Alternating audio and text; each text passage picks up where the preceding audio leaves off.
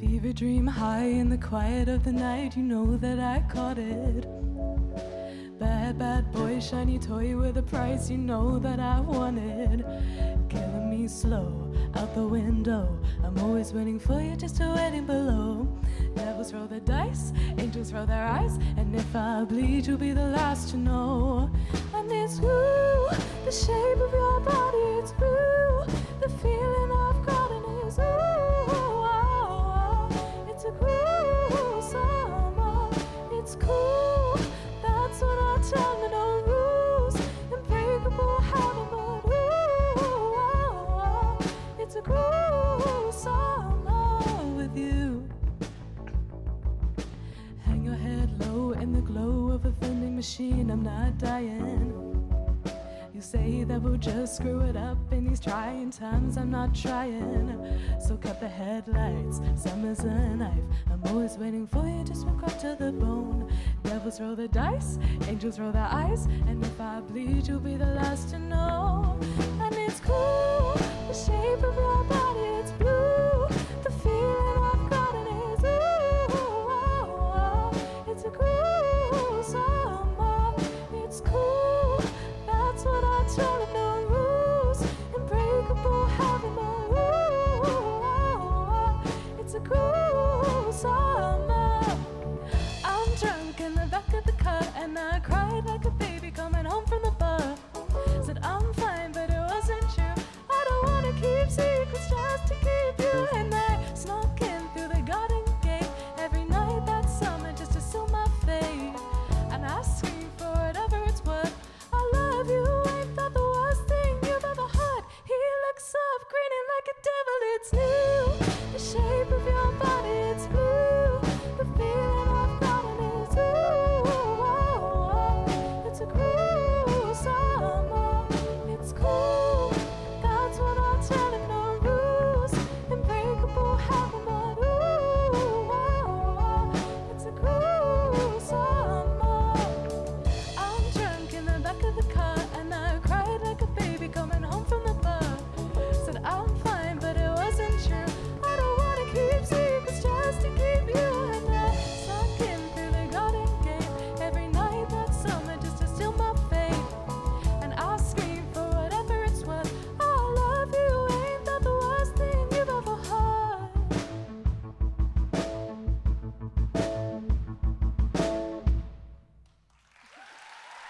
Thank you.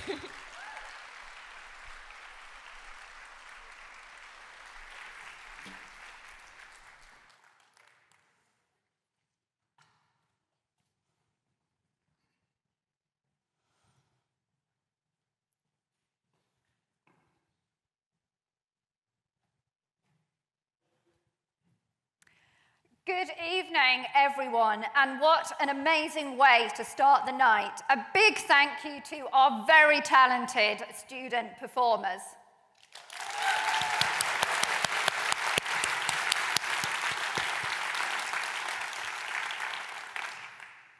Welcome to the Taylor Swift Phenomenon, which is part of the ESRC Festival of Social Science here at the University of Birmingham. Tonight, we will be exploring the remarkable cultural, economic, and societal impact of one of the world's most influential icons through a series of thought-provoking academic talks. I am Professor Sarah Montano, a professor of retail marketing here at Birmingham Business School, and I'm absolutely delighted and honored to host this event tonight. Much of my engagement and research is around what retail means for people and the impact particularly on women, and of course, why we buy what we do. Usually, I reach an audience via blogs and the BBC radio. However, today, I'm delighted to have a real audience, and perhaps most unusually, some live music. Although you will all be pleased to hear that it won't actually be me singing tonight. The role of social science offers us a unique perspective to consider society, and social sciences research tries to make a difference in people's lives, tackling issues such as inequality, discrimination, and power imbalances. And it is through that lens we examine the impact that such an icon has on society. An icon enables us to hold a mirror up to society and to see ourselves reflected back. Such an approach enables us to question issues within society, why we experience them, and what do we do about them. Part of our role tonight is to question just why Taylor Swift is a global icon, and what does being a Swiftie say about society?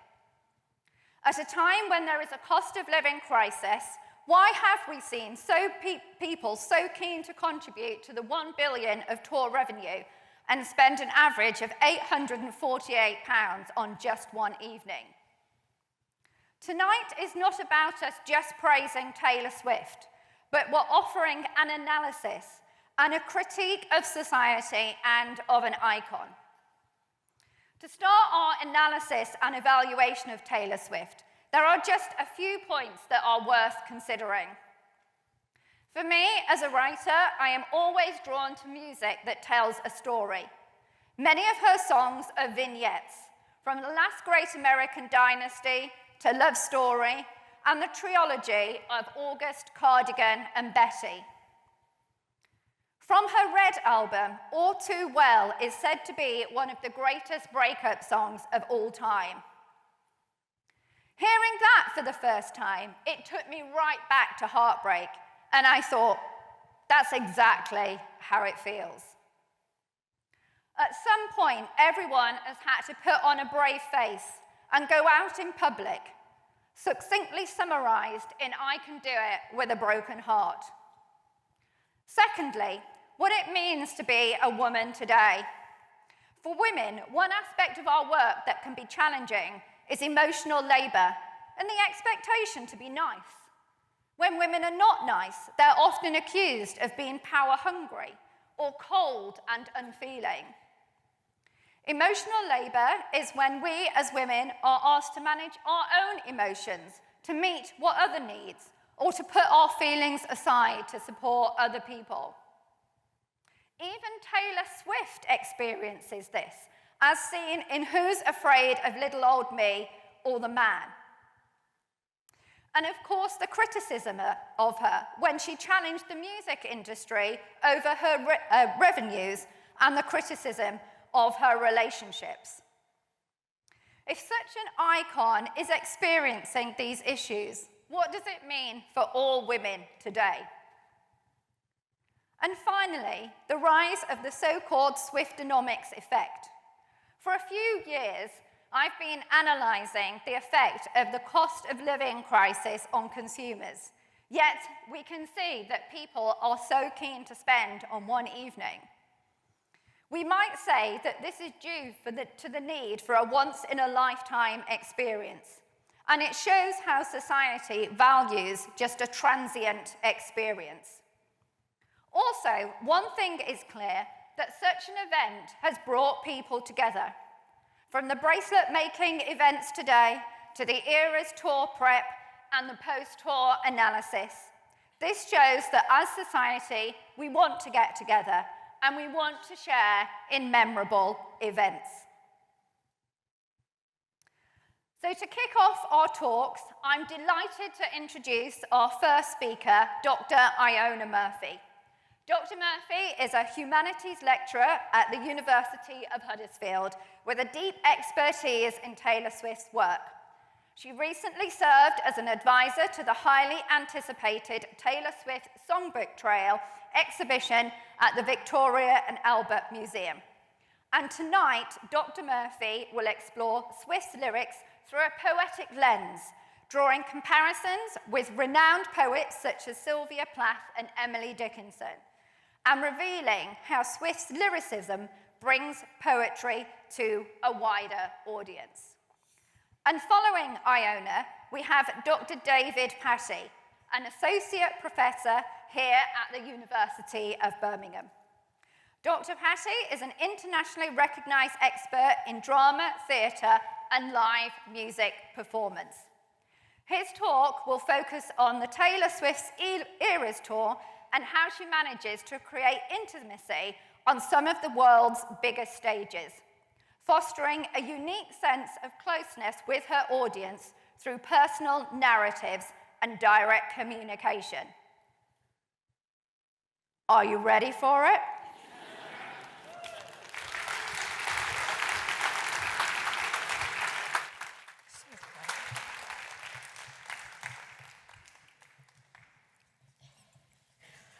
Thank you, Sarah, for that lovely introduction.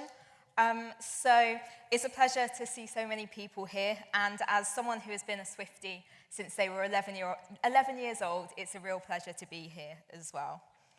So the Eras Tour was very much the event of the summer. In fact, it's a global phenomenon. You see it everywhere you look. It's all over the internet. It's what everybody is talking about. And I can see so many people in the audience now with Eras Tour merch on. It was the biggest event that was going on this summer. And the things that we tend to see spoken about when it comes to the Eras Tour is the costumes, or the surprise songs, or the performances. But what's less thought about is how the lyricism that Taylor Swift brings to her songs actually impacts the way that we experience the Eras Tour. So, for example, we can take The Smallest Man Who Ever Lived. One of the most beautiful things about hearing that song live is, in fact, the lyricism. I mean, the costuming and the staging is incredible, but actually what's so therapeutic and cathartic is screaming along those lyrics with Taylor Swift. When I went to the Eras Tour, it was in June, and it was the night when Taylor Swift did what she called a mega bridge, which was the mashup between Death by a Thousand Cuts and Hits Different. And this is just a point that I want to start with and sort of suggest that this is where you can see Taylor Swift as a poet. She takes two of her songs and she mashes them up to create something new. So when she combined these two bridges, it started with Hits Different and went, But I Can Still Melt Your World, argumentative, antithetical dream girl, and then straight into Death by a Thousand Cuts, My Heart, My Hips, My Body, My Love. And this is something that is very poetic. She's got two completely different songs, two different pieces of work, yet she's combined them so that the structure still fits. And I could stand here now and say, that's it, that's why I think Taylor Swift's lyrics can be viewed as a poet. But, you know, as Taylor Swift says in So Long London, where was the proof? So what I want to do for the next 10 minutes is give you what I think is the proof. And we'll go on a journey together through different eras and look at some of the literary techniques that Taylor Swift uses in her songwriting. So I want to look at 4 different eras, starting with Red, then moving to Reputation, Folklore, and then Evermore, to think about who arguably is the greatest songwriter of our generation. So our journey begins with Red, which was first released in 2012, and then, of course, re-recorded in 2021. And I want to think about the title song from Red and compare this to some Emily Dickinson's poetry. So Emily Dickinson was born in 1830 and then died in 1886. And actually, there is more of a link between Emily Dickinson and Taylor Swift than we may have first anticipated. They're actually 6 cousins 3 times removed. Is that a slightly loose link? Yes, perhaps. But factually, it is there. But it's not just this link that you can draw between the two. There's actually links in the way that they write. So taking Red and then poem 1568 by Emily Dickinson. So Emily Dickinson didn't give her poems names because they were never actually intended to be published, so we have to use numbers. And as you can tell, she wrote a lot. So the structure in Red and poem 1568 is very similar. They both have this verb, pronoun, metaphor structure. So I'll read a little extract from both of them to you now, and I'll place the emphasis on this verb, pronoun, and then metaphor structure. So, in Red, losing him was blue like I'd never known. Missing him was dark grey, all alone. Forgetting him was like trying to know somebody you never met. But loving him was red. Now compare this to Emily Dickinson's poem. To see her is a picture, to hear her is a tune, to know her an intemperance. So here you've got similar techniques used to get a point across, but it's also quite a similar point that's being made. You have this theme of things being temporary and trying to hold on to memories and hold on to a person as well, the kind of person that you feel like you're slightly losing. And this verb pronoun metaphor structure is something that is so inherently poetic. So thinking now to Reputation from 2016, it's quite a big jump. We've got a lot that goes on in the 4 years between these two albums. But Reputation was one of Taylor Swift's kind of comeback albums after she disappeared from the public eye for a year. And the album on the whole kind of explores love, but also the experience of being a woman in an industry which is always trying to bleed you dry.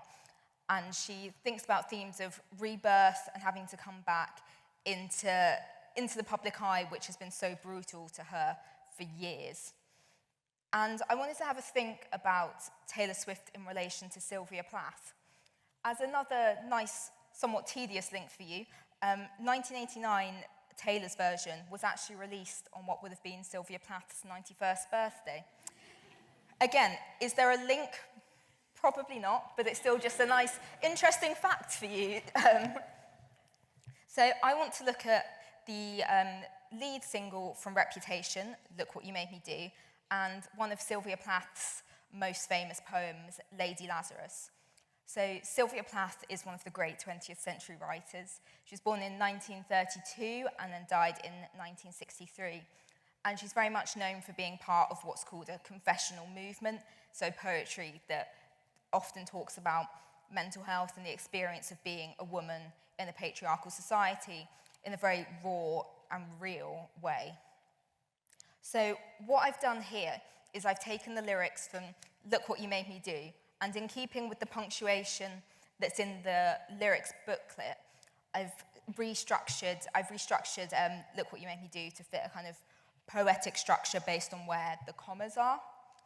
So what I'll do for you now is I'll read this and I'll let you know where the line breaks are for kind of comparative purposes. So from Look What You Made Me Do, honey, line break. I rose up from the dead, line break. I do it all the time. And then moving on in the song slightly. I'm sorry, line break. The old Taylor can't come to the phone right now, line break. Why? Oh, because she's dead. And now, this might be a hear me out kind of moment, but if we move to Lady Lazarus by Sylvia Plath, dying, line break, is an art like everything else, line break. I do it exceptionally well. And then the poem goes on to end with, out of the ash, line break, I rise with my red hair, line break, and I eat men like air. So here, what you've got is you've got in both Look What You Made Me Do and Lady Lazarus, you've got a single word emphasis towards the start. You've got honey in Look What You Made Me Do, and then you've got dying in Lady Lazarus. And actually, both these words being the words of emphasis really ties to this idea of what it means to be a woman in a patriarchal society.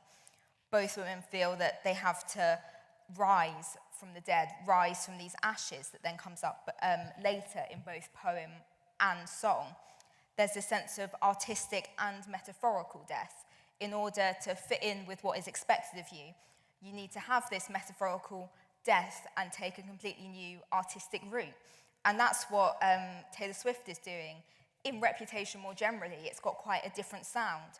And the same with Sylvia Plath in her collection Ariel that Lady Lazarus is in. It's a completely different sound to her previous collection, The Colossus, because here she's writing to be read out loud.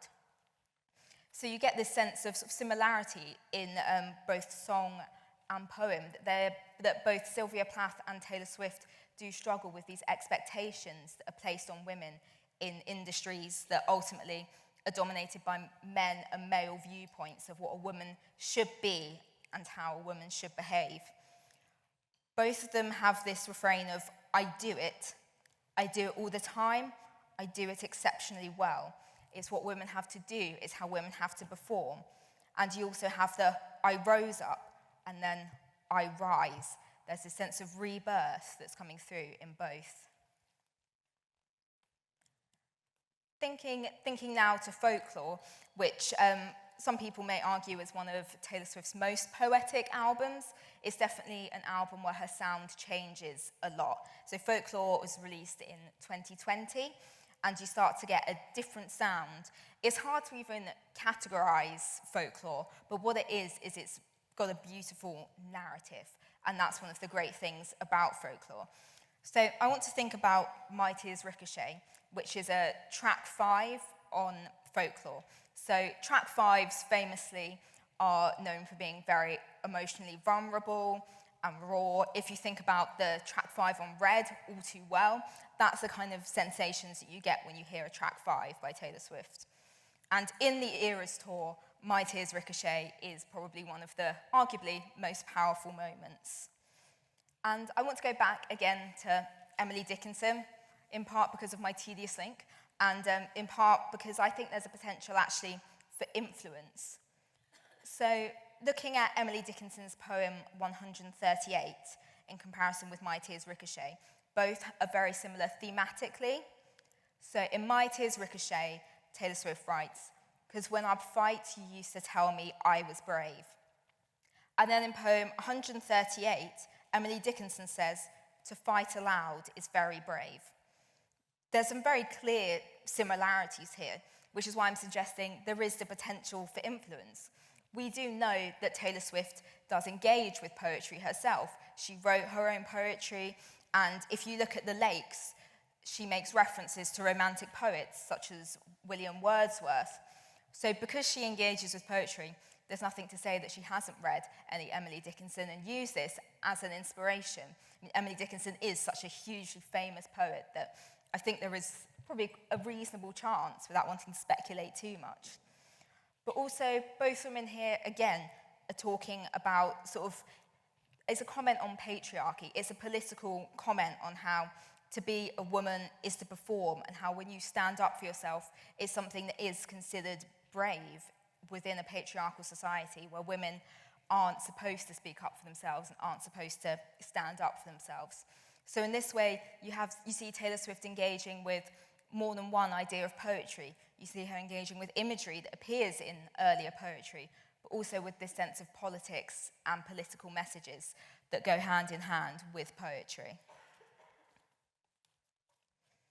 So sort of the last era that I want to think about properly is Evermore, which is Taylor Swift's second album from 2020. She was very busy that year. And it's what she calls Folklore's sister album. So there are kind of links between the two albums, and they are, again, both full of narrative and narrative voice and stories. Evermore and Folklore are all about telling stories. And the song that I want to focus on is "'Tis the Damn Season." And I just want to have a think about this in relation to Robert Frost. It may be quite surprising to be considering a male poet in relation to Taylor Swift. But actually, again, hear me out. There's a reason for this. So Robert Frost was born in 1874 and died in 1963. And he's known for his rural poetry, a lot of nature poetry, but also engaging with non-traditional American voice. So there is this Americanism, which is important, again, when we're thinking about Taylor Swift as an American woman. So Robert Frost has a poem called "The Road Not Taken." And for anyone who is a big fan of "'Tis the Damn Season," you may have worked out where this is going. So let me read a little bit from "'Tis the Damn Season" for you now. "So we could call it even. You could call me babe for the weekend. 'Tis the damn season. Write this down. I'm staying at my parents' house, and the road not taken looks real good now. And it always leads to you in my hometown." Now, Robert Frost's poem also explores a very similar image when he writes, "Two roads diverged in a wood, and I took the one less travelled by. and that has made all the difference. So Robert Frost is actually credited as being one of the people who brought this "the road not taken" phrase into common Western lexicon. So you could suggest that perhaps there is some influence here, because this image is appearing of a road not taken. But actually, I would argue that Taylor Swift completely reinvents this idea of the road not taken. It's something that's, as an image, has been quite sort of masculinized, but she feminizes this. She takes a traditional poetic metaphor and then makes it about the experience of being a woman. So this idea of staying at my parents' house and then the road not taken, it looks real good. So thinking about how perhaps if she hadn't followed her dreams and she would have stayed in her hometown, marrying a childhood sweetheart, how different life would have been, and perhaps that would be better. So this metaphor is a completely different way of taking on Robert Frost's idea of what it means to have two roads and a choice to make. So to kind of wrap up everything that I have just been talking about, so the Torture Poets Department, again, the title alone suggests that Taylor Swift engages with poetry. And if you look at some of the lyrics in Fresh Out the Slammer, she says, "Swirled you into all of my poems," which perhaps suggests that Taylor Swift views her own writing as poetry, or at the very least, that she has a poetic muse when it comes to writing her own lyrics. Arguing whether or not lyrics are poetry is quite a complex question, and you start to get to the very core of some questions like, what even is a poem? But if we take the idea of a poem as something that's engaged with techniques, so poetic techniques, like metaphors, then you see this in Taylor Swift's work. If we take poetry as something that engages with the political, the moment that it's written in, you see that in Taylor Swift's work as well. Think about Miss Americana and the Heartbreak Prince, and how that's engaged with American politics. Everything about Taylor Swift's writing is political, just like poetry is very often viewed as political. Taylor Swift uses beautiful metaphors all throughout her career. So to finish up, I just wanted to give two examples. So we'll start with the opening line from Tim McGraw, which was her first ever single. "He said the way my blue eyes shined put those Georgia stars to shame that night." Again, a beautiful metaphor for someone so young to have written. And then the last song that we have on the Torture Poets Department, Taylor Swift's most recent release, is the manuscript. And the final lines of the manuscript are, "The only thing that's left is the manuscript. One last souvenir from my trip to your shores. Now and then I reread the manuscript, but the story isn't mine anymore." You can see from these first ever lyrics to the end of the last set of lyrics that she's written, beautiful poetic language spans the entirety of her career, which for me, I think, solidifies her position as a musician, master of words, and ultimately a poet. Thank you.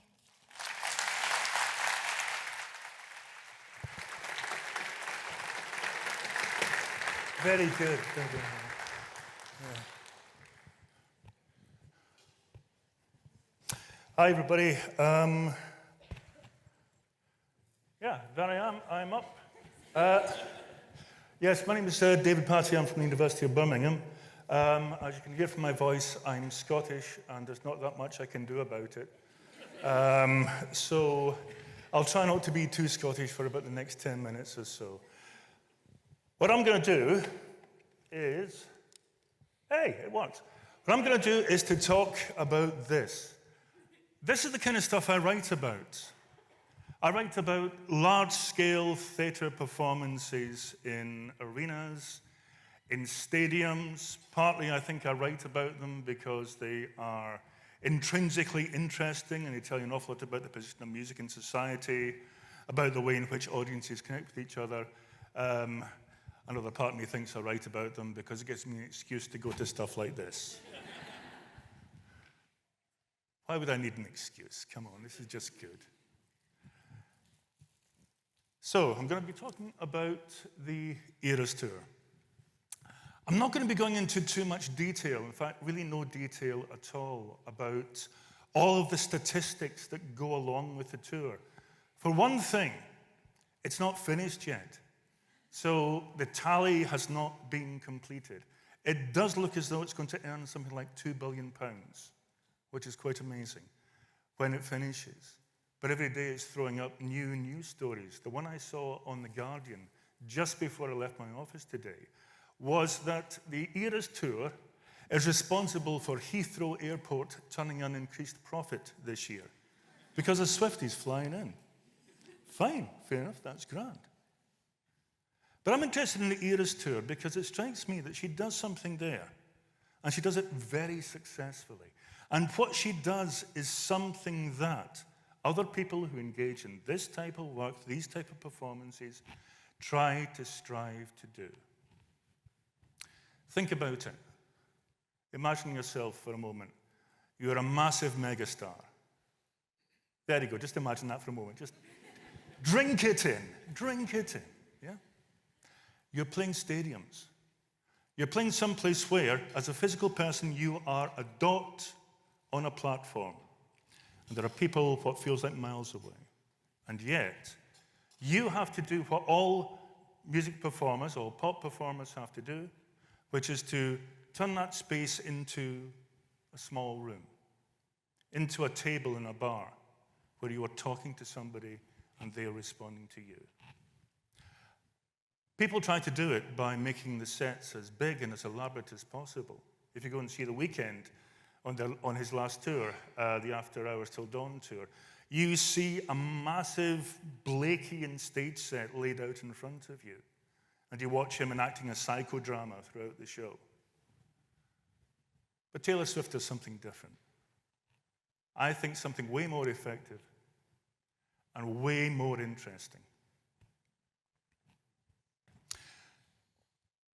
The Eras Tour, just in terms of the logistics of it, in terms of the technology required to actually put it on stage, is far more elaborate than most large-scale stadium tours. And it is so, not, I would argue, because Swift and the people who designed the event want necessarily to overwhelm the audience with the sheer technological wow of the thing. But it's because of what the Eras Tour is. It's a tour at a crucial part of Taylor Swift's life. She's hit what Neil Tennant of the Pet Shop Boys would call her imperial phase. That's the time when a musician seems to be at the absolute apex of their popularity. And where it can do, certainly in the eyes of their fans, no wrong. Bands and artists swan through the era phase. The era phase. Well, hey, Sigmund Freud, come in here. They swung through the imperial phase. Sometimes the greatest mistakes that bands and artists make are during the imperial phase because they lose a connection with the audience. The Eras Tour, it seems to me, is set up to try to do precisely the opposite. And it does so in two ways. It does so in two ways that fight against, and this is the only theoretical term I will use through this talk, I promise you. It fights against the parasociality, there you go, of the stadium gig. A parasocial relation is where somebody feels that they are connected to somebody else, but the other person doesn't feel that they're connected to you. So all the relation just goes one way. I'll argue that's not how the Eras Tour is set up, and that's not how it progresses. There are simple indications of that. First of all, there's this. Really pleased to see this. The one at the bottom there, this is the one that's been recently added. This is the Tortured Poets Department segment of the gig. It looks brilliant. It's a lovely design. And she does Down Bad, which I think is just a fantastic song. But all of these stage sets, and I won't do a quiz for the Swifties in the audience to point out which year it is. All of these stage sets carry information to the audience. Not just about the album from which the material comes, but from but about the version of Taylor Swift that produced that album, where she was in her career, where she was in her life. It's as though during the show, she's taking you on stages, literally, hey, a pun, literally on stages, and at certain points in each stage, making it clear to you what the images you should associate with this stage are and how you should read them.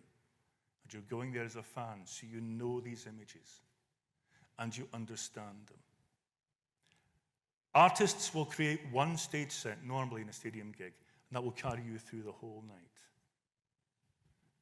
In this, she's using a transforming stage, essentially to show you who she is, who she's been, right up to who she is right now. It's kind of a conversational gambit. And that idea of a conversational gambit also helps her in other ways. The Swifties in the audience will know that there is a word missing there. What is the word? Thank you. Just when you're about to bounce into the first verse of Delicate, not only will the fans chant that, but she will sing it too. And she will turn to the audience when she does it. That's one of only a number of responses which are part of the setup of the gig. I was actually delighted. I mean, I went on, this is the kind of stuff I do with my life. I went on the net, checked through, and found somebody, bless them, had done a spreadsheet, an Excel spreadsheet, of the responses that you should do at certain points in the Eras gigs. This is amazing. I had it all laid out. Physical action, yes. A bit you sing, how loud you should sing it. And then a description of why you should sing it that way. It's actually fantastic. Somebody's obviously having a whale of a time. This shows a relationship between the star and the audience, especially given that Swift in performance plays to those responses. Many of the responses, there's a set of responses that have to do with Swift having to go at a security guard for person handling. I don't know what sex the security guard was. Person handling a fan. And that's built into the response in a particular song. So it comes from the artist, goes to the audience, is reflected back from the audience, back to the artist. But there's also something else. And this goes back to what Iona was saying. And it's in the lyrics. Think of how Taylor Swift's lyrics work. How often do they imply that they are one half of a conversation? I mean, Nick Cave will preach at you. Chapel Rowan will mine her experience for you. Sort of mine their experience for you, if you get that right. Swift skillfully creates lyrics and delivers lyrics as part of a conversation. It's not just the lyrics, it's the melodic line of the songs as well. She very rarely, especially in the more recent stuff, does that bit of heading up to a high chorus where vocally you're showing off. The rhythms and the phrasing remain conversational. The lyrics have gaps in them. The lyrics create characters that she's addressing as you. And when you listen to it, it's as though you are the second part of that conversation. Classic example, the chorus of Anti-Hero. It's me, hi. That invites a response. And the fans respond. So the set is laid out to take you through who she is. Not just that, but the structure of the event. And the music that supports the event is itself designed to bring you in, to treat you as the other pole of a conversation, to turn something which might seem parasocial into something that is social. And just as a final thing before I look significantly at the band because they're following me, as an example of that. Again, this is something I just saw this afternoon when I was doing some last research for this. The Midnight Section. I just go into the Midnight Section because it's an album I love. I love Midnight. I love Torture Poets Department. I think they're amazing. The Midnight Section of the show, filmed in Singapore recently. And again, anti-hero, and you got the line in anti-hero, I dreamt my daughter-in-law killed me for the money. So she sings that. And a guy really close to the guy who's filming it goes, "No, she didn't, Taylor!" As though he is part of a conversation. As though he has the right not to shout at her because she's a star. As though he has the right to talk to her because she is Taylor Swift and she's inviting this conversation. And for me, that's what makes the Eras Tour different. And I will now turn and look significantly at the band. You're on, guys.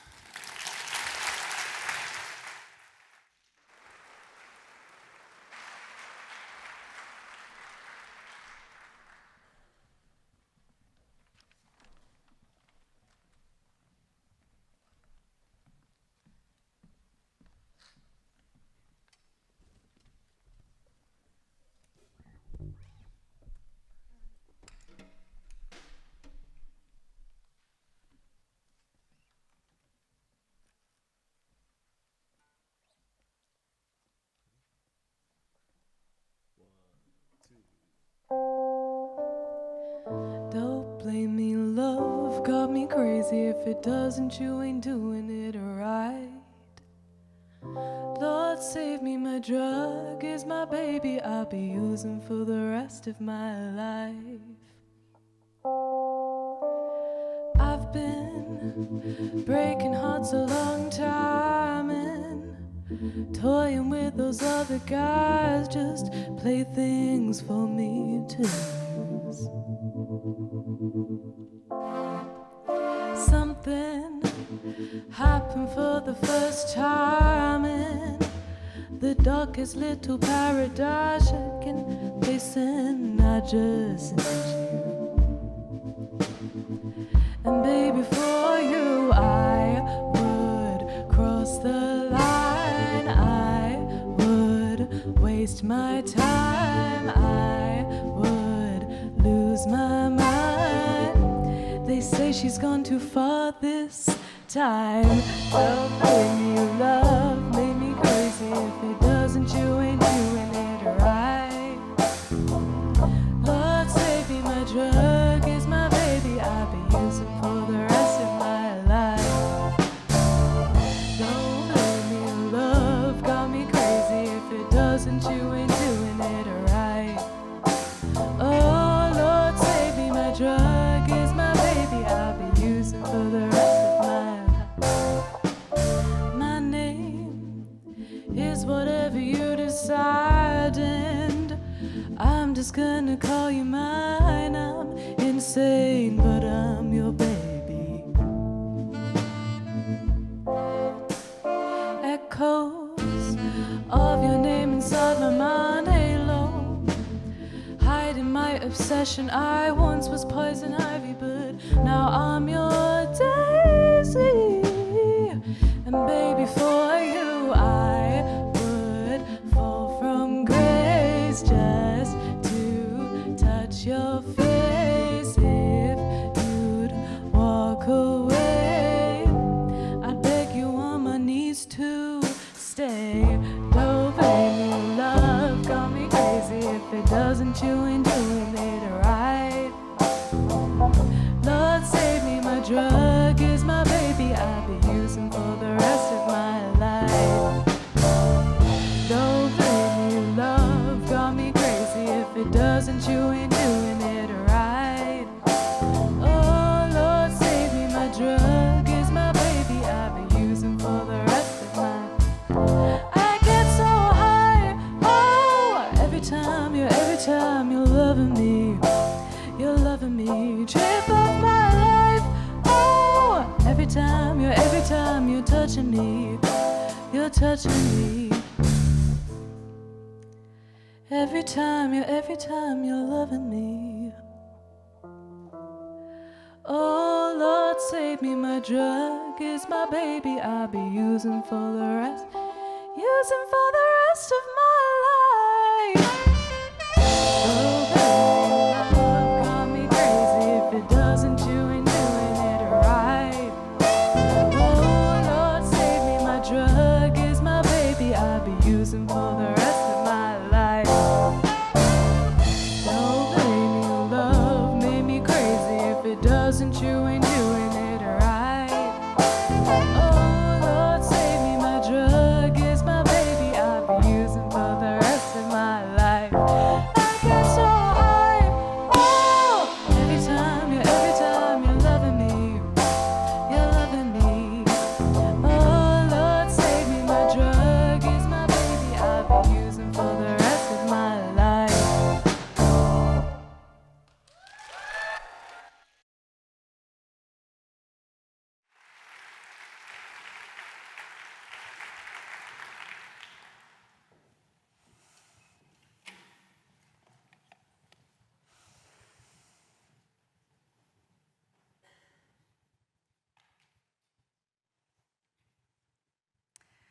Welcome back, everyone. I hope you enjoyed that wonderful performance. And now we're really excited to continue the next part of the evening, where we're going to hear from three more fantastic speakers. Our first speaker in this segment is Dr. Sophie King-Hill, an Associate Professor in the Health Services Management Centre here at the University of Birmingham. Sophie's research focuses on sexual health, relationships, and societal views on women.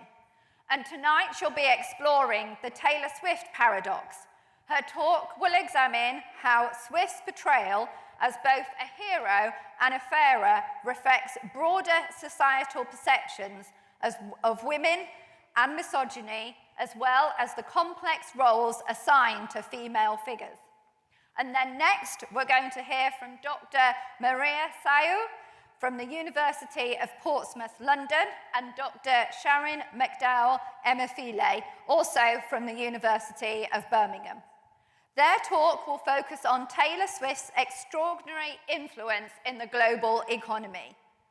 They'll explore how her unique blend of talent and business acumen has really set new benchmarks in the music industry and beyond. She's become a driving major economic activity worldwide. And finally, we have Aidan Thompson, definitely not last but not least, Honorary Senior Research Fellow here again at the University of Birmingham. And Aidan's talk will explore how Swift's lyrics foster community and civic engagement. He'll share insights on how Swift's words not only mobilize her fans, but also inspire them to come together for the greater good, and how her lyrics can even be used in education to build character. Sophie.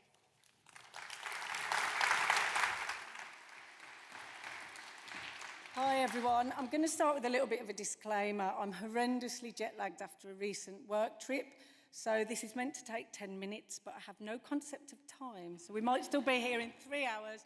I may fall asleep or start crying. Let's wait and see. So who in here is a Swiftie? Give me a cheer. Give me a cheer. So I've got a bit of a confession to make, and you've got to promise not to boo me. I'm not a Swiftie. I think it would have to take me a long time to dredge up some names of songs of Taylor Swift. I'm sure I know some of them, and some of the amazing band tonight, I recognise the tunes. However, my research focuses on women and the place of women within society. So that's not to say I don't respect successful, strong women that are trying to make a point. So the thing that I've noticed about Taylor Swift is she doesn't fit the bill, does she, of conventional women. What is expected of us as women? She's 34, she's unmarried, she's childless, and has had many relationships in a few years. And she is demonised for this because she's not fitting this bill. But there is something about Taylor Swift that owns this. You know, comes out on Instagram with her cat because she's been called the crazy cat lady. there's something that takes strength to do that, and that's something I'm going to be talking to you about. So the woman is the hero. The first time that I really noticed Taylor Swift, so please again don't boo me, was in 2017 when there was a sexual assault case against David Muller, who sued her for £3 million for defamation. Okay, this isn't uncommon, is it, in America, people suing each other. The thing that caught my eye was the fact that she countersued him for £1. So this is what captured my imagination. I thought, hang on a minute, if somebody in America is doing this, they are doing it out of principle and they are trying to make a point. And she won. And the comments she made afterwards, I thought, relate to so many women and so many issues around gender. She said, I guess I think about all the people that weren't believed and the people who are afraid to speak up because they think they won't be believed. We see this time and time again, don't we, within society. She also said, I just wanted to say that I'm sorry to anyone who ever wasn't believed because I don't know what turn my life would take if people didn't believe me when I said that something happened to me. This shows me this woman has sat back and reflected and thought about this. It's not an easy task to challenge somebody, to countersue. The vilified woman, time and time again, we see Taylor Swift in the news, don't we, or on social media being vilified for the things that she does. So the recent one, which you all probably remember, was the private jet loose, see there's the jet lag. So her frequent private jet use, and it sparked this backlash in the fight against climate change, didn't it? Let's take a step back a minute. She's one of the world's most famous women. She can't go on Ryanair to Benidorm. She has to take a private jet somewhere, doesn't she? But actually, in response to this, what she did was purchase double the required amount of carbon credits to offset these emissions. Do we hear about this on social media as much? Do we hear about this woman that took a step back and thought, actually, I'm not going on EasyJet to Magaluf. I can't. I might like to. But maybe I can do something to offset this.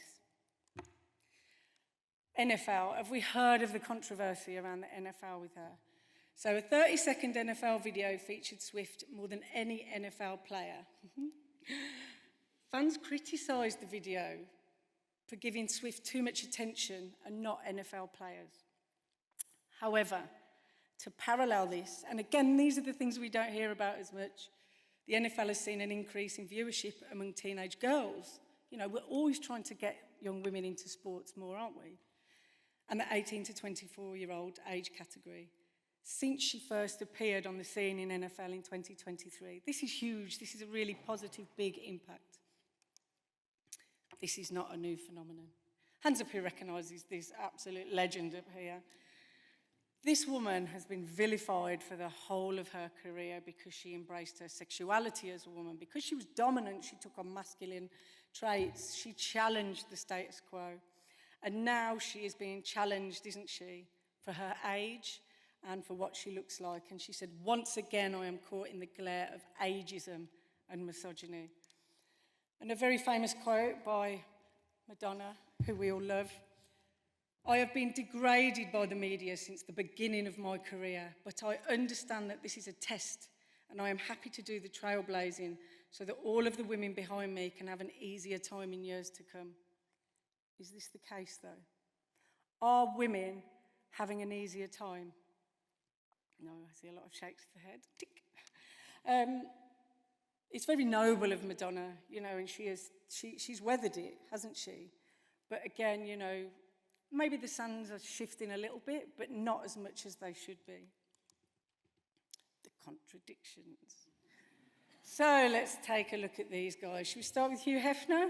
Does he need any introductions? Imagine if that was a woman. Had a play, girl, oh no, it doesn't make sense, does it, play Girl Mansion? But a mansion full of young men that they have sex with regularly, often unprotected. You know, he was seen as a legend, wasn't he? What about Mick Jagger? The aging relic that we make into a hero because he's still going in his old age, but compare him to Madonna. And what about Leonardo DiCaprio? But think about Taylor Swift. He's unmarried, childless, has quite a few questionable relationships. Is he vilified in the same way? And these are the things we need to take a step back and question. Even if you don't like the fact that I don't know her songs, I see a woman within society that is trying to weather this and sees the imbalance. Something that really impressed me lately was the savviness of the support for Kamala Harris. It shows she understands her platform, she understands her audience, and she understands timing very well. So after the Trump-Kamala debate, immediately after she came out with this, didn't she, on social media, that shows me that she's a smart woman. I thought, what a clever move. She was waiting, you know, after he spouted all that stuff about people in Springfield eating people's pets.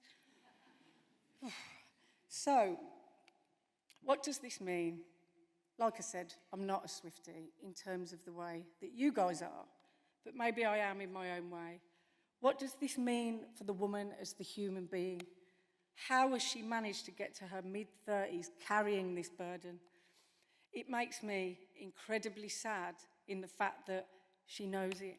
So maybe we better let her explain. I decided I would be what they said I couldn't be. I didn't know then that soon enough people would decide on something else I wasn't quite doing right. And then the circle would keep going on and rolling along, and I would keep accommodating, overcorrecting in an effort to appease my critics.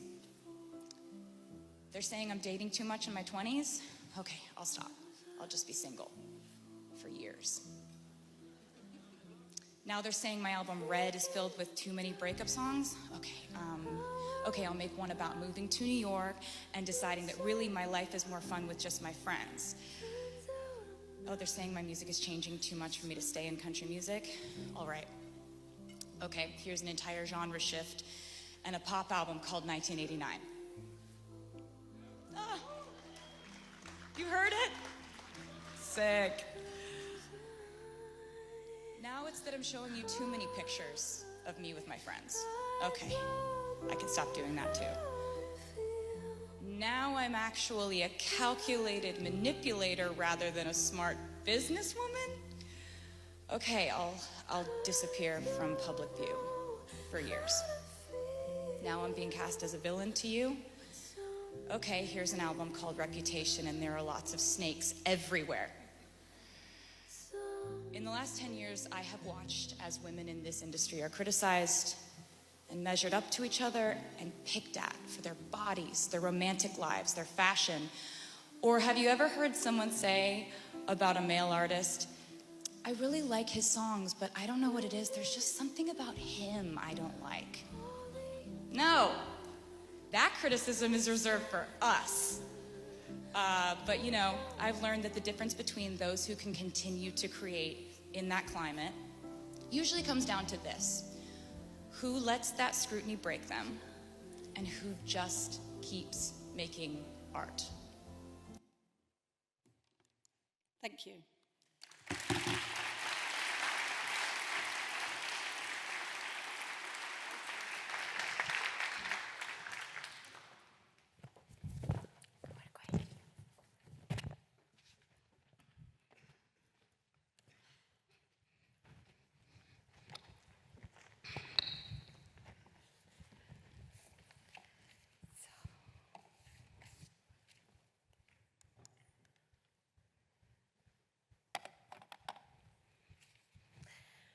So, hello everyone. Are you ready to dive into the magical world of Swiftonomics? So, in this talk, we are going to explore how Taylor Swift, beyond being a music superstar, is a force of economic nature. As both economists, we're trying to give you an overview of her economic impact locally and globally. Think about it. Her tours don't just bring music. They create a £1 billion boost to British economy. Yes, you heard me right. This isn't just about catchy songs and fabulous outfits, which we all admire, but today we're going to explore how Taylor can turn an entire city overnight and transform it into economic powerhouse. So let's together explore how her incredible career creates economic waves that ripple wide and far. So let's take a closer look at the Eras Tour. So picture this. Each tour attracts around 54,000 excited fans. That's like filling a football stadium with people ready to spend, because we're talking about the money and the economy. Each person contributes around £1,000 per night to the local economy, which reflects to substantial economic activity.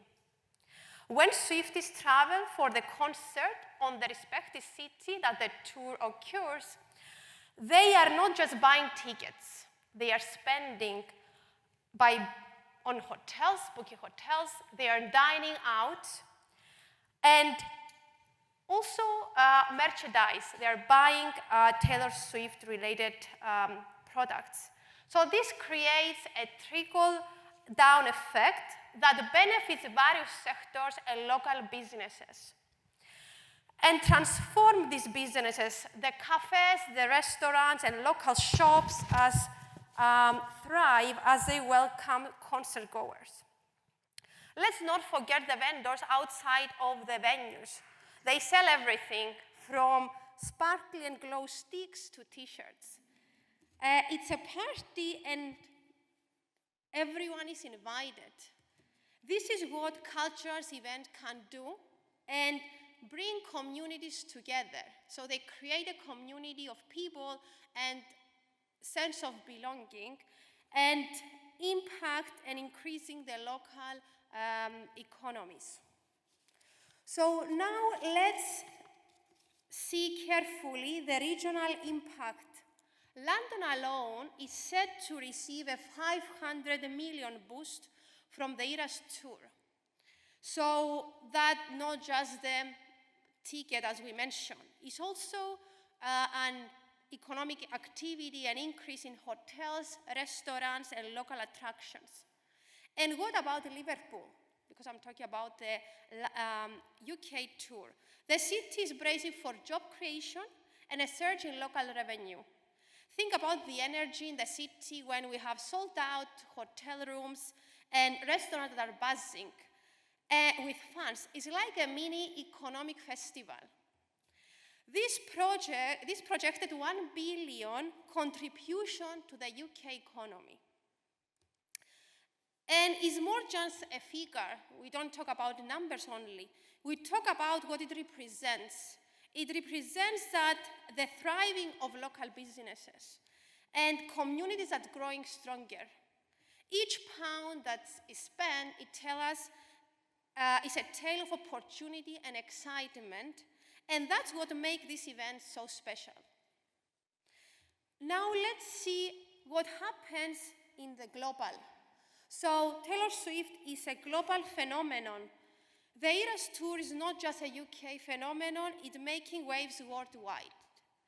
Tokyo is expected to see an increase of 228 million boost, while Mexico City is expected to anticipate a 59 million from all the concert-related funds. When Taylor hits the stage, she's not just singing, she's driving international tourism and, of course, spending. Each concert acts as a global magnet, drawing fans from all over the world and making economic connections that span continents.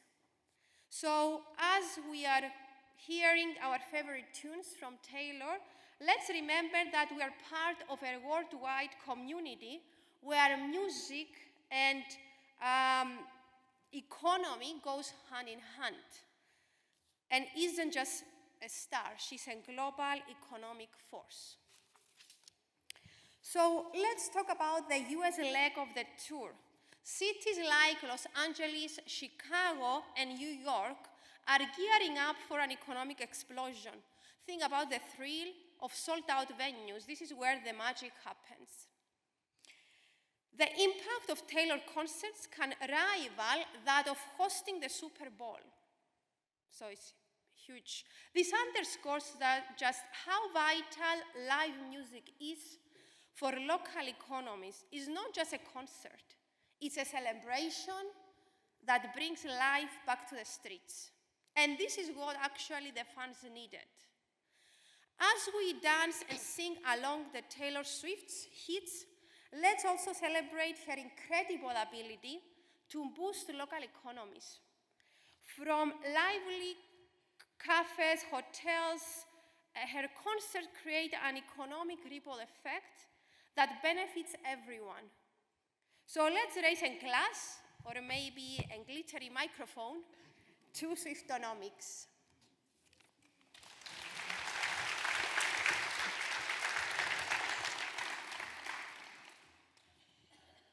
I have a bit of a disclaimer, but I would give it at the end. So that is just something for you to look forward to. Taylor Swift, she does make the rules up as she goes. This was evident in her negotiation skills with Spotify, where she successfully negotiated better royalty terms. She refused to allow her music on free platforms until fair terms were offered. She is business savvy and has diverse streams. Not only does she generate revenue through music sales, but digital and physical, both digital and physical. She also generates revenue through streaming platforms, merchandise sales, concert-related and personal branding, but she also engaged in strategic real estate investments. Taylor Swift has a unique relationship with her fans. Any Swifties tonight? Say woo! She engages directly with her fans through social media and her personal storytelling. We know from her lyrics that her lyrics comprises of lived experiences. Let's put it that way. She's a cultural leader. She advocates for LGBTQ+ rights and women empowerment. Her influence also extends to academia. She's often used as case study in marketing and consumer behavior lectures. In fact, Harvard Law School includes her negotiating strategies in coursework. Taylor is innovative and adaptable. She re-recorded her albums, which was a strategic move to regain ownership of her earlier work. She's an industry leader. Her influence has led to significant changes in industry practices, improving treatment and rights for all artists. Taylor Swift is a brand. She places emphasis on authenticity and connection with her fans, creating a community, a sense of belonging. But her economic contribution goes beyond music. She donates millions to charities. She contributes to education, disaster relief, and healthcare, enhancing her legacy as a socially responsible artist. Taylor Swift is not just a phenomenon. It's not just a musician, she's a phenomenon. Swiftonomics is a testament to her unparalleled influence and power of combining talent with business savvy. To the disclaimer, I only know one Taylor Swift song. Shake it out, shake it out.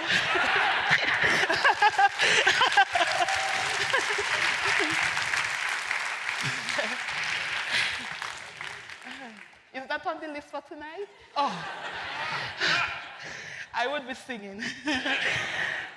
But as you leave here tonight, I want you to reflect on what can you learn from Swiftonomics to drive success in your own personal life, in your own personal careers. Thank you.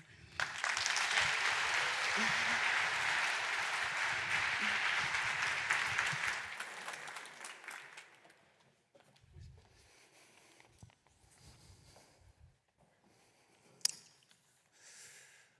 I'm the last one, it's me. I've just hurriedly rewritten my introduction because I think all 4 of the points that I wanted to make in it have been made by the 4 previous talks, so bear with me for a second. So we've heard about how Taylor Swift lyrics can be read as poetry. It's something that's very interesting to me.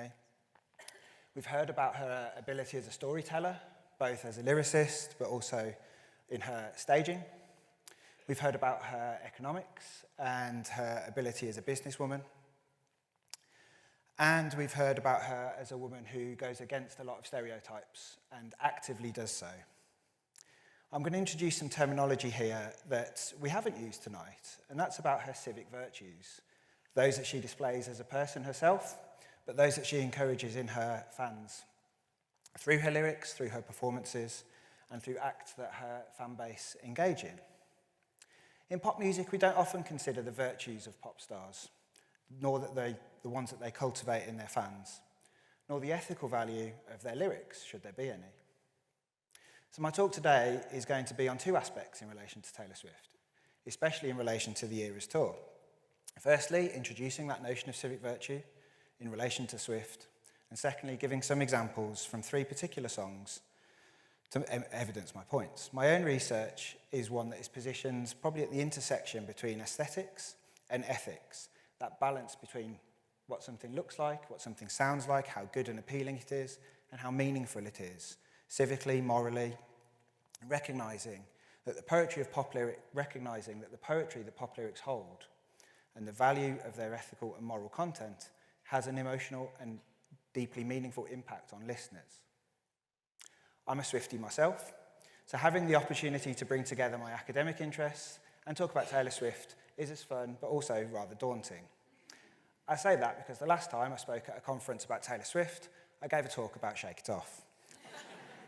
I was told at the end to stop wasting my time by one of the delegates, so hopefully nobody says that to me this evening.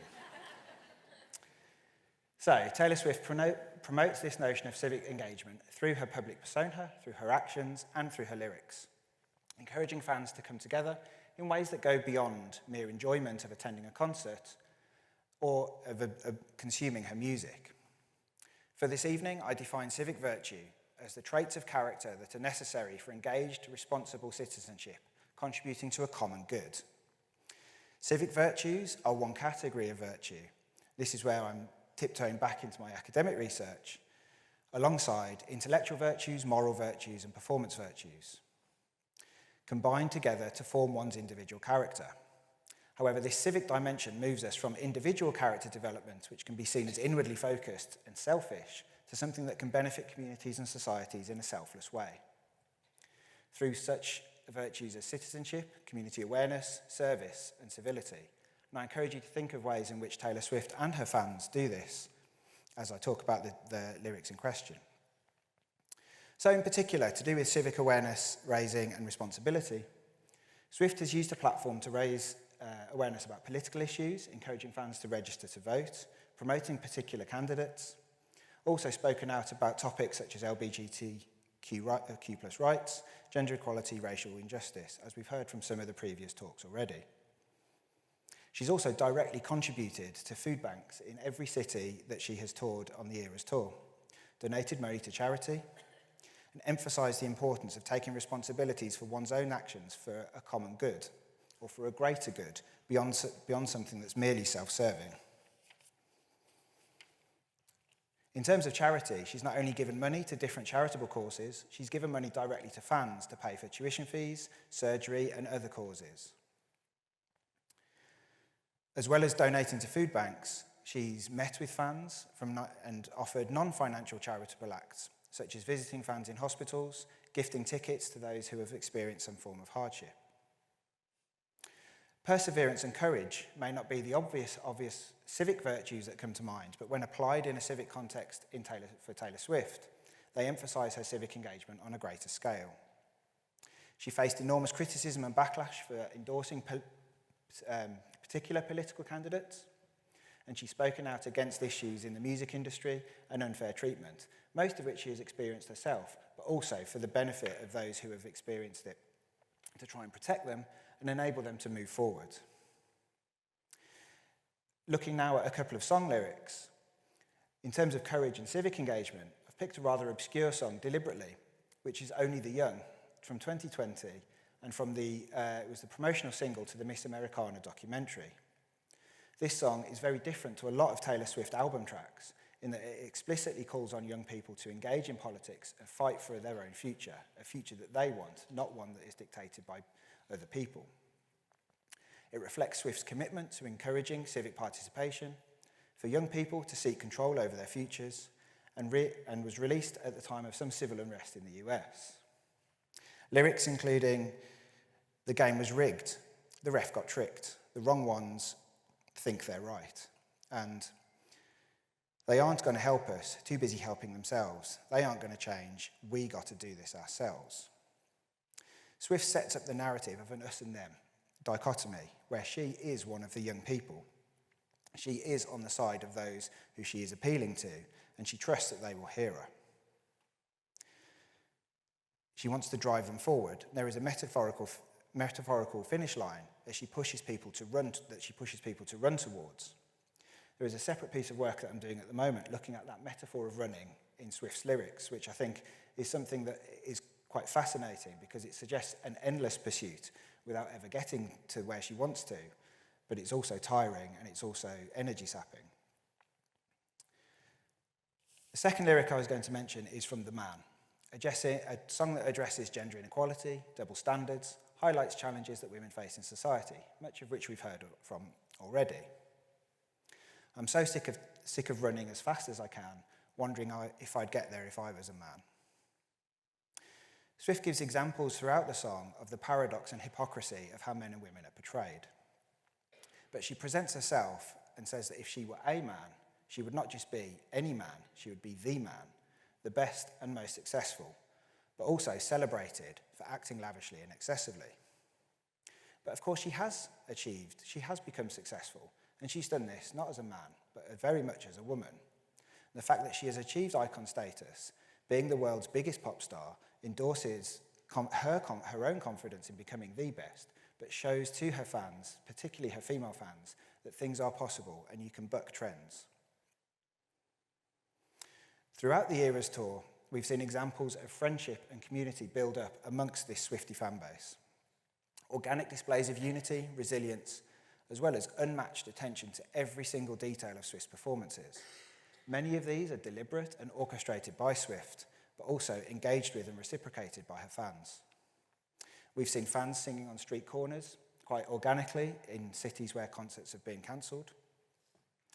We've seen people sharing videos on social media and being supportive of one another's experiences. But the most obvious one, and something that a lot of you may have engaged with outside before this evening, is about making friendship bracelets. Collecting bracelets, spending time making them as special as possible, and swapping them with fans at concerts. This is an act which, as far as I'm aware, I don't think has ever occurred at any pop stars concerts previously. So while Swift is doing a lot of what big pop stars have done throughout their own careers, just doing it a lot better, she's also doing something very special with her fan base. She's brought them together, and her fans concentrate on her lyrics far more than I've seen ever with other pop stars. And as you may well know, the friendship bracelets come from a response to "You're on your own, kid." It's quite an interesting lyric to take. So make the friendship bracelets, take the moment and taste it. You've got no reason to be afraid. A lot of Swift lyrics set herself up as an individual, as someone who has suffered some form of anguish, of heartbreak, and that she's very much left on her own. However, she's very much not on her own because she is surrounded by this fan base that she has orchestrated and brought together, but who are absolutely devoted to her every move. The deeply introspective song has been realised in real life at the Eras tour through a very civic and public display of friendship, both between fans and towards Swift. We've seen celebrities want to get in on the act. We've seen potential future family members doing the same thing.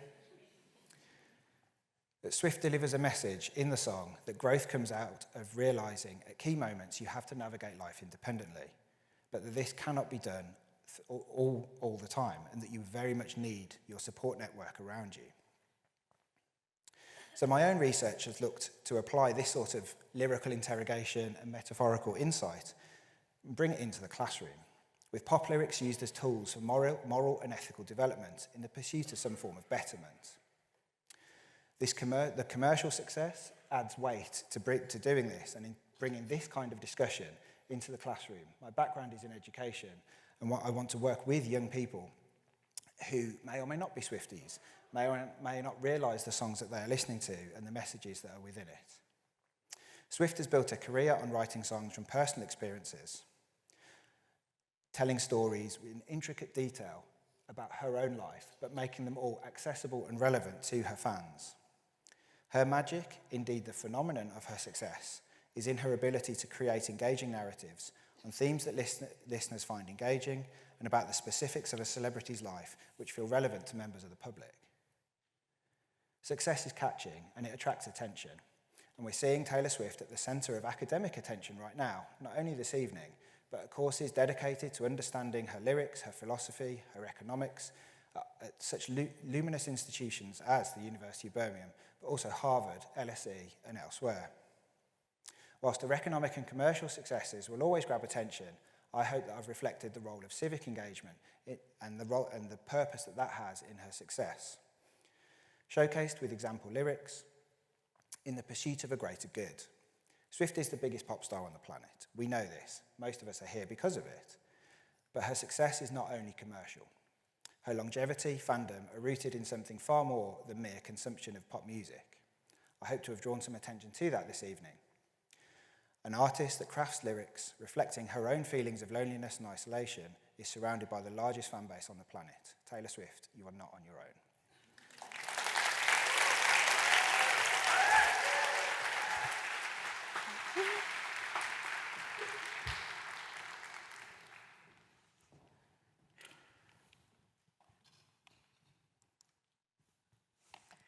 So I'm quite aware that I'm standing between everybody in this room and the last fantastic song, and I think we've all got a good idea what's coming up next. So I'm going to be really brief. It's not an Oscars speech, but like all good speeches, we've got a lot of people that we need to thank. First of all, I'd like to thank the incredible speakers for all of their talks.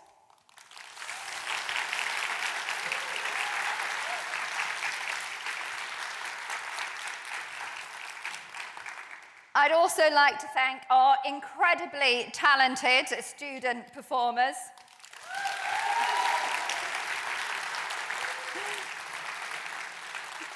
It's all right, there's not too many of them, don't worry. The Bramall event team for all their support, which means that everything has worked tonight. And also to the COS Communications team who kept all of us in order and got us here tonight. But also there's many organisers who've worked tirelessly just to bring this event together.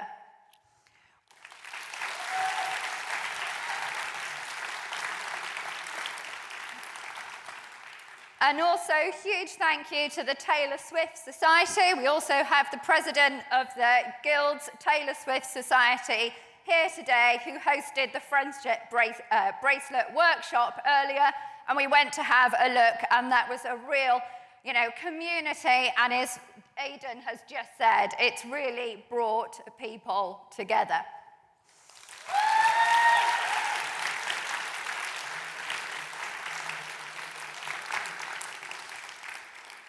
So just to kind of summarize tonight. So I would say as a retailer, I've been really pleased to see so much merchandise in this room. It probably means I've got a job maybe just for a little bit longer while I carry on explaining just why that is. And also someone who's a crocheter, I'm really impressed with some of the crochet items in the room as well.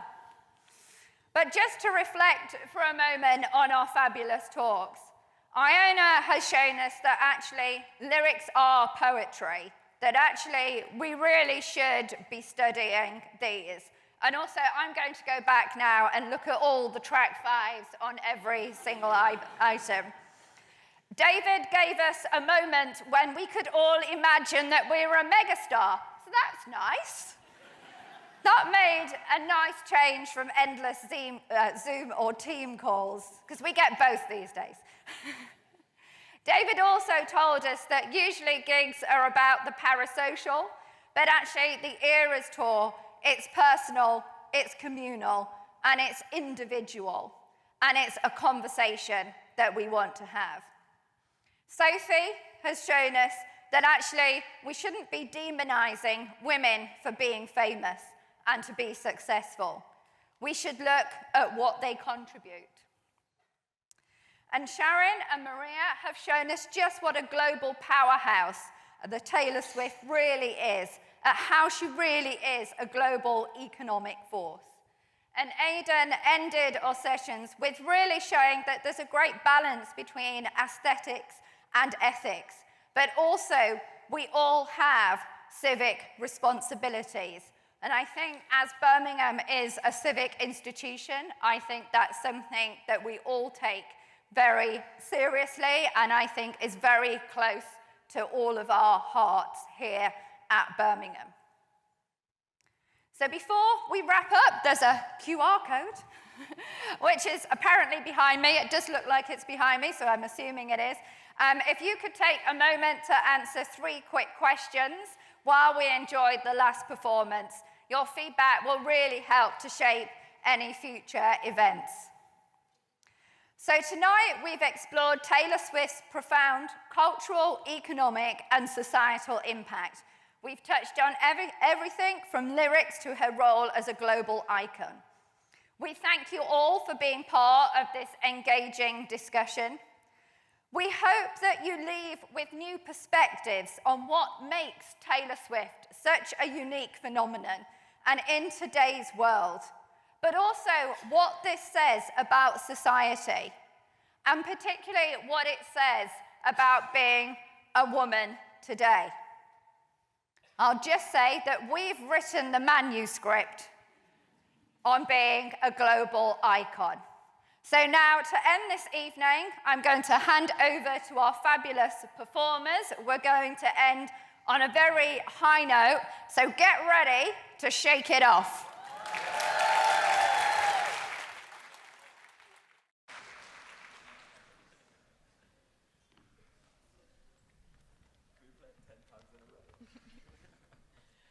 You guys should sing along with this one, because I feel like you'll know it, maybe.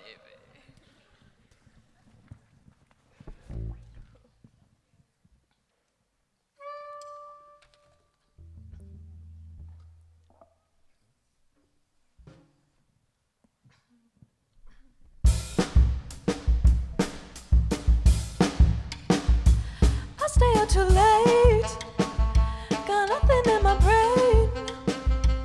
That's what people say. That's what people say. I go on too many dates, but I can make them stay. At least that's what people say. That's what people say. But I keep cruising, can't stop, won't stop moving. It's like I've got this music in my mind saying it's gonna be alright.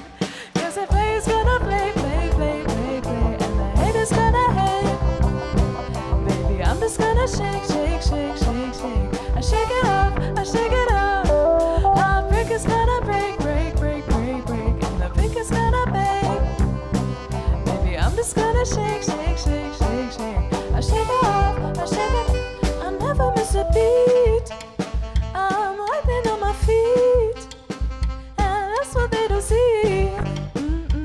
That's what they don't see. I'm dancing on my own. I make the moves up as I go, and that's what they don't know. That's what they don't know. But I keep cruising, can't stop, won't stop.